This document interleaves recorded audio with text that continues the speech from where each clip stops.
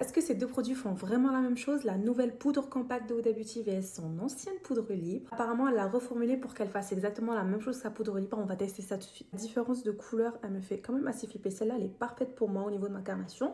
Après, celle-là, elle a l'air un petit peu jaune. Du coup, je suis pas sûre que ça va faire la même chose. Je vais vous zoomer comme ça, vous voyez bien. Je vais prendre ma petite poudre libre comme j'ai l'habitude de prendre.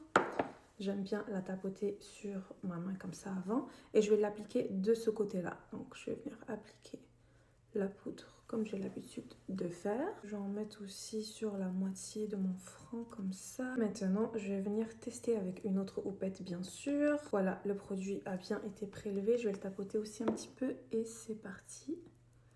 Voyons voir ce que ça va donner.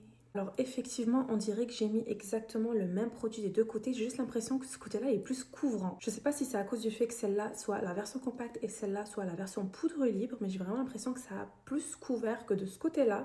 Au niveau de la couleur, je vois à peu près la même chose. Vous me direz si vous voyez la même chose des deux côtés. Oui.